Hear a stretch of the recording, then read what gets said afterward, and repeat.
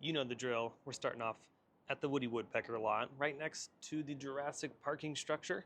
As you can see, crews are still digging around in the dirt.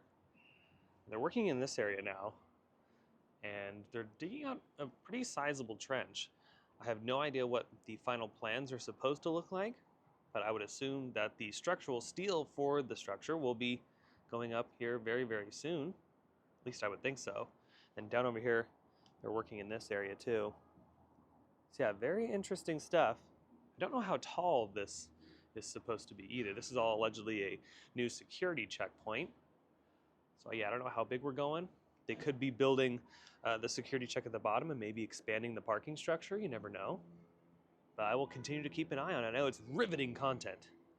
I know a lot of you are on the edge of your seat when it comes to this stuff. I mean, I am. I'm on the edge of the parking structure. And before I make my way inside the park, hello everyone, welcome back to another Theme Park Obsession video. My name is Dylan and thank you so much for tuning back into the channel. Yeah, we're cruising around Universal Studios Hollywood today to check up on the stuff behind me, City Walk projects, Fast and the Furious coaster, and maybe a few other things. So how about you and I dive right in? Yeah, and what's really interesting is they'll dig out a section and then they'll fill it back in. So I don't know if they're just kind of removing some things that are underneath the surface here, or if they're laying new things down into the ground and then putting dirt over it, new or old dirt over it. Not really sure. But yeah, especially over here, like there's a lot going on over there. And from this angle, I can't see any markers in the parking lot, so I don't think they've gotten to that just yet. But eventually, as we inch our way through the summer and into Halloween Horror Nights, I would not be surprised if they start construction over there. It is a Saturday at the time of making this video, so yeah, it's a little busy here at Universal Studios Hollywood. It's to be expected, and it's nice to see some live performers out at City Walk. It's been a minute since I've seen that. Made it through security. There was plenty of security windows open, so getting through that was a nice breeze, even though, yeah, it's pretty busy up here, so, and City Walk's still popping. Let's make our way inside. I'm really excited to see Fast and the Furious because I know they've installed so many new pieces of track and the layout's almost done. So yeah, I'm super stoked. I cannot wait to ride this ride. Made it in the park and look at this. They're all set up for Fan Fest nights. I'm definitely getting Halloween Horror Nights vibes. I mean, the event is very similar to Halloween Horror Nights, but it's just not scary. Look at that. Some really cool lighting going on up here in the front. This is what I want them to do for Halloween Horror Nights. I've been saying this for years. They got to put some truss down the street and install some cool lighting. So maybe they'll keep this around for Halloween Horror Nights as well. Yeah, they have a lot of the signage up around the lamps and a lot of show lighting appearing in the usual spots like we usually see for Halloween Horror Nights. So we have some spotlights over there and some intelligent lighting kind of scattered around. Yeah, this is gonna be really cool. I can't wait. And then over here right next to the Universal Plaza Tower, we have some more intelligent lighting all set up. Looks like we have 4 additional towers. So yeah, this area is gonna be very bright. And look at this, they have some decorations all set up for one of the fan zones. I think that's what they're calling them. They're not called scare zones because yeah, this is not a scary event. So I believe they're called fan zones. They have some decor out. They have these towers set up, which I'm assuming will have some decorations draped from the top. And then we have over on the other end some more one-piece stuff. Yeah, so I wonder if this is gonna be a photo op. I feel like that would be a good guess. It's kind of cool. And then over here in the plaza, yeah, they have a bunch of stuff set up, ready to go for Fan Fest nights, because this will be home to, I believe, a live DJ and some other live entertainment, and I believe some sort of dance party too. So yeah, wow, look at this. The scaffolding has come down around the Fast and the Furious show building, revealing just a little bit of brick. I think they could use a little more. Yeah, I gotta say, that's pretty intense when it comes to the brickwork. They did a lot. That was way more than I originally thought when they first started building the structure. And you can see they've also distressed it, so that might be the final look. I don't know if we'll see anything else, but hey, you never know. They still have a ways to go before the ride officially opens. So they might add some more goodies to the exterior of the facade. Now, in these spots that are open, we might see some glass, or that brick will show up. They might just need to access that for a particular reason, but maybe some windows, because down over here you can see they've already started to install the glass for those, or it could be plastic. I kind of wish they would have continued that look over here, you know, because it looks a little flat over here. This I don't mind. I dig this. In general, though, it is very interesting because I have a feeling that this is just something that blends in with a more grand vision that we're just not seeing yet, because it definitely doesn't fit in with the Simpsons structures or the structures going towards French Street or the Mexican restaurant. So we shall see. But glad that the scaffolding came down. And then on the other side of the building, closest to the escalator, the scaffolding is still up, as you can see. So they haven't gotten to that section quite yet. Still have a lot of work to do over here. Another thing I've noticed today is that they've been uncovering these footings. Now these will be for the screen shield that will go over the escalator.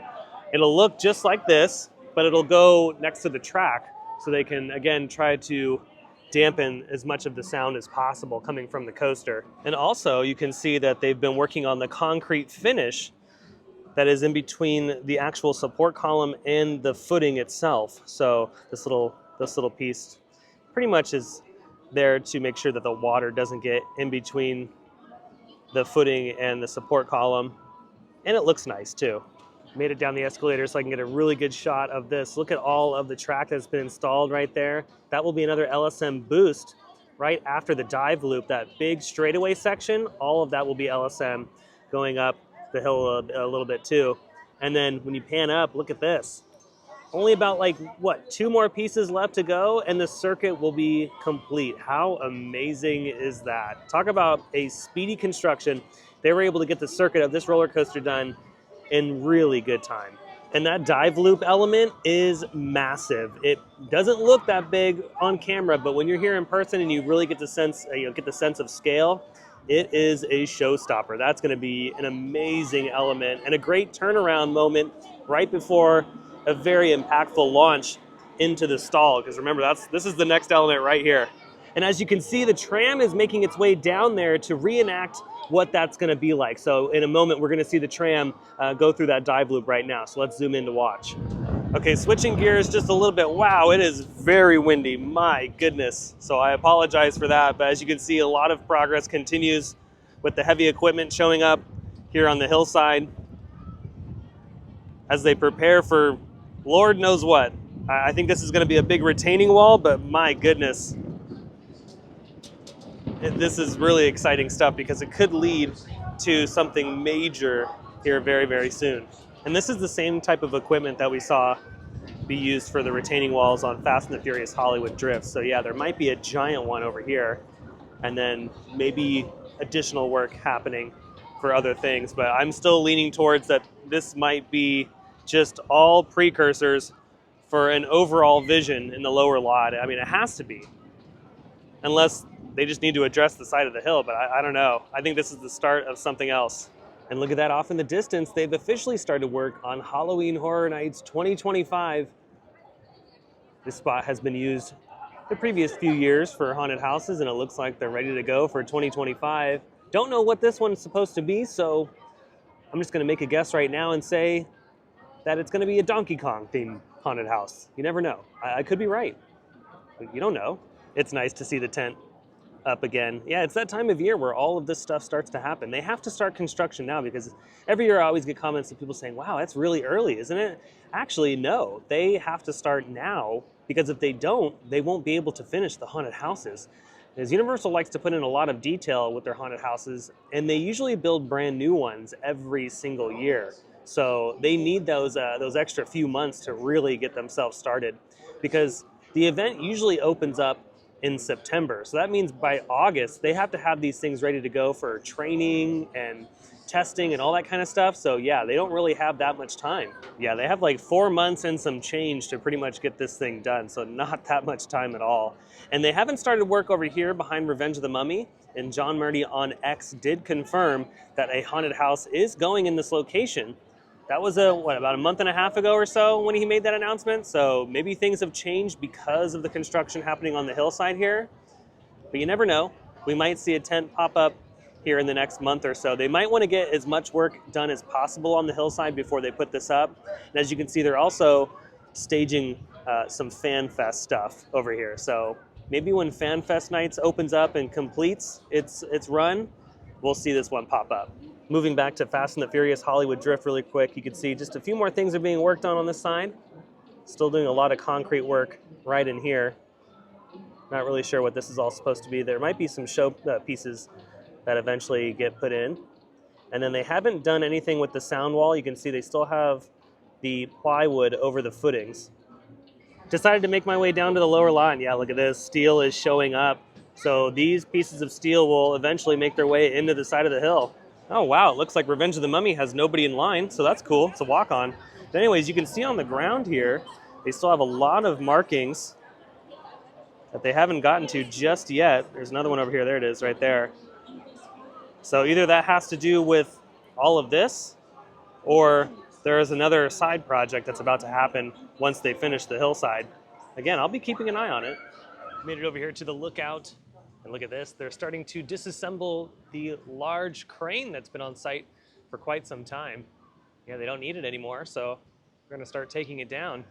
How cool. So probably in the next couple days, this will be totally gone, and that means that they're not lifting anything else up into the massive show building, at least with this crane. They might still be using smaller equipment, and they're not needing this for any of the track work or anything over here too. So yeah, the overall project is moving along so nicely. Yeah, this is the crane right here that they are using to take apart this one. And then here's another look at the entry and exit, the dive loop. Yeah, I would say like 2 more pieces of track, or there could be just one big giant piece, but I think it might be 2 pieces. How exciting. That is gonna be so fun. Yeah, so we come up into it like that, and then dive right back down into that straightaway section. That's gonna be so awesome. Okay, I've made my way out of the park. Now, before we close it out for the day, I've made my way over here to the Frankenstein garage because I wanted to give you guys a really good view of the dive loop element that's going in and just a slightly different angle of the track that has gone in this entire time. So this is a really good vantage point here at the Frankenstein garage. Oh yeah, really good view of the entire layout. And yeah, there's another shot of the dive loop going in. How cool. That's gonna look so awesome when it's done. And it's gonna look even more insane once they start the testing phase. Yeah, we go up into this hill and then we start to turn around into the inversion. Zoom in a little bit more. Bam. Still not sure which way we're gonna be facing. Could be facing towards the side, towards the parking structure, or maybe even backwards.